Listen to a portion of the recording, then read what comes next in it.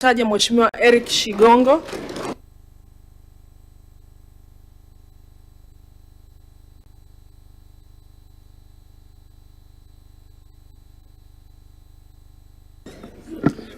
Mheshimiwa Mwenyekiti, naomba kwanza nianze kwa kumshukuru sana Mungu kunipa nafasi na bahati ya kuwa ndani ya jengo hili ili niweze kutoa mchango katika ujenzi wa taifa langu. Mheshimiwa Mwenyekiti, namshukuru sana Rais wa Jamhuri ya Muungano wa Tanzania Dr. Samia Suluhu Hassan kwa yale mema ambayo yamefanyika katika jimbo la Buchosa. Tumejenga vituo vingi vya afya, zahanati za kutosha, na vile vile tunaendelea kujenga mpaka hivi sasa. Tumepatiwa ambulance za kutosha, ingawa bado naomba tupatiwe ambulance kwa ajili ya majini kuhudumia visiwa vyetu. Mheshimiwa Mwenyekiti, tuna bajeti ya afya. Nianze na pongezi nyingi sana kwa Mheshimiwa Waziri, ndugu yangu Mchengerwa, naibu waziri, lakini katibu mkuu wa wizara hii ndugu yangu Shekarage kwa kazi nzuri ambayo kwa kweli Mheshimiwa Mwenyekiti inafanyika. Mheshimiwa Mwenyekiti, tuseme ukweli na wala tusipindishe maneno. Tumepiga hatua kubwa sana kama taifa kwenye sekta ya afya. Na maneno haya Mheshimiwa Mwenyekiti yanao ushahidi wa kutosha kabisa. Huwa siongee maneno bila ushahidi. Nataka nikupe data kuonyesha kwamba taifa letu limepiga hatua kubwa sana katika sekta ya afya. Mwaka 61 tulipata uhuru wa nchi yetu. Tanzania kwa mujibu wa ripoti niliyoisoma ya utafiti uliofanywa na mtaalamu wa Chuo Kikuu cha Dar es Salaam, inasema mwaka 61 tulikuwa na vituo vya afya 22 nchi nzima. Mwaka 1961 tulikuwa na dispensary 700. Mwaka 61 tulikuwa na madaktari wa Kitanzania 13. Leo ninavyoongea na wewe miaka 65 baadaye, Tanzania tuna dispensary 8714. Ninavyoongea na wewe tuna vituo vya afya kutoka 22 mpaka 1361.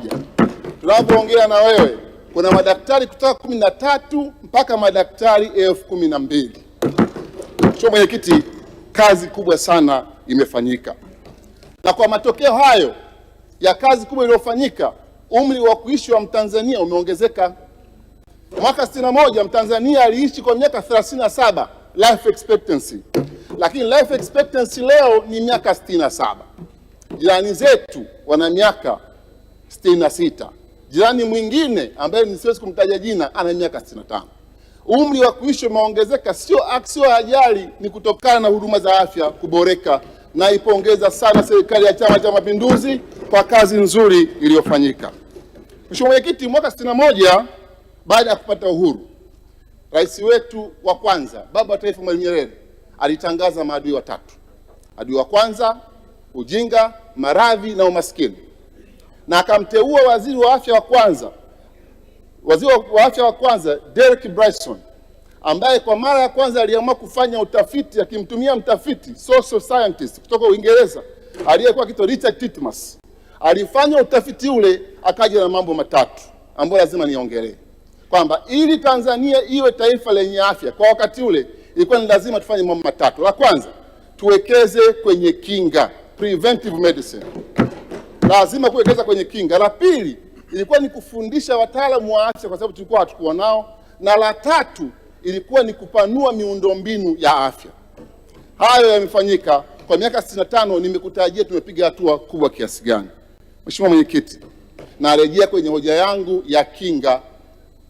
Sina matatizo na cure, sina matatizo na tiba. Tiba ni sawa, lakini mimi natamani Mheshimiwa Mwenyekiti tuwekeze zaidi kwenye kinga kuliko kuwekeza fedha nyingi kwenye cure. Naomba nirudie tena. Naomba taifa langu liwekeze sana kwenye kinga kuliko kuwekeza sana kwenye curative medicine. Huo ndio ukweli.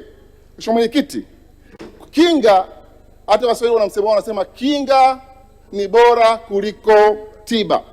Mheshimiwa Mwenyekiti na Mheshimiwa Waziri, nakuomba sana turudi nyuma. Kilichofanyika mwaka 61 kifanyike leo, tuweke fedha nyingi zaidi kwenye kinga. Nimesoma bajeti yetu Mheshimiwa Mwenyekiti. Nimesoma bajeti vizuri sana. sijaona fedha za kutosha zimewekwa kwenye kinga. Ndio maana nakukumbusha Mheshimiwa Waziri, na ninakuomba sana utakapokuja hapa utueleze kwamba umerekebisha kiasi gani ili uweke fedha ya kutosha kwenye kinga. Bila kinga taifa hili haliwezi kuwa taifa bora. Tunahitaji kuwa na taifa bora la watu wasiougua kila siku, na hiyo itawezekana kama tutaweka fedha nyingi kwenye kinga na pia kuongeza bajeti yetu ya afya. Mheshimiwa Mwenyekiti, Azimio la Abuja lilisema bajeti ya afya ya nchi ya Afrika lazima iwe 15% ya bajeti yote nzima. Sisi hatujafika 15%. Naipongeza serikali yangu, angalau imefika 7%.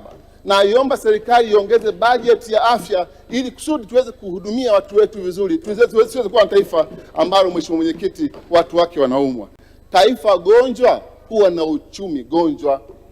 Ili nchi yetu iweze kwenda mbele kwa kasi, lazima tuwahudumie watu wetu waweze kuwa na afya iliyo bora. Sasa Mheshimiwa Mwenyekiti, hilo linaleta kwenye jambo langu la miaka yote. Nataka nizungumzie juu ya swala zima la homa ya ini. Mheshimiwa Mwenyekiti, tangu 2014 ndio kwenye mapambano dhidi ya homa ya ini. Mnanijua. Kila nikisimama hapa naongea habari ya homa ya ini. Mheshimiwa Mwenyekiti, ninayo njia ya kuhakikisha ugonjwa huu unakuwa eliminated kwenye taifa letu. Na kwa nafasi hii nilionao hapa niwapongeze sana vijana wangu wa THA ambao tunapambana kwenye vita hii wako hapa ndani pamoja na hawakoka. Tunapambana vita hii tangu 2014. Lengo letu ugonjwa huu uondoke. Mheshimiwa Mwenyekiti, nikupe hesabu ndogo tu. Ili nchi yetu iweze kuwa na kinga ya jumla, herd immunity, tuchanje 90% ya watu wetu. Tuna watu milioni 65. 90% yake ni milioni 58. Mwaka 2002 mzee wetu Mkapa, Mungu amrehemu, aliamua kuwachanja watoto wote kwenye nchi hii wanaofikisha wiki 6. Ina maana kwamba watoto wenye miaka 25 kurudi chini wote katika nchi wamechanjwa. Tafsiri yake ni nini? Watoto wenye umri wa miaka 25 kurudi chini katika nchi yetu ni 70%. 70% ya milioni 58 ni milioni 40. Milioni 40 ukiondoa kwenye milioni 58 unabakiza milioni 18. Ina maana mzigo tulionao wa kuchanja katika nchi yetu ili tuondoe ugonjwa huu ni milioni 18. Mheshimiwa Mwenyekiti, nisaidie. Tumeshindwa kuchanja watu milioni 18. Kama tumepata bilioni 200 za kutoa mikopo kwa vijana wetu, tumeshindwa kuchanja watu milioni 18 ili ugonjwa huu uishe. Mheshimiwa Mwenyekiti, inawezekana. Jambo hili linawezekana kabisa. Kwa sababu milioni 18 kwa chanja ni bilioni 72. Kama hatuna hiyo pesa, kuna taasisi inaitwa Gavi, Global Alliance for Vaccination Initiative, ambao wanatoa fedha kwa nchi maskini kununua chanjo. Viongozi wangu huko wote wanafahamu taasisi hiyo.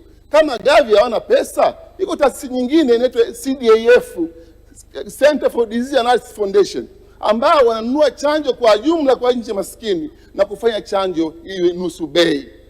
Chanjo kinunua moja kwa moja India bila kutumia madalali, utafikisha Tanzania kwa 1350. Chanjo tatu ili ni chanjo nikamilike ni milioni 4030.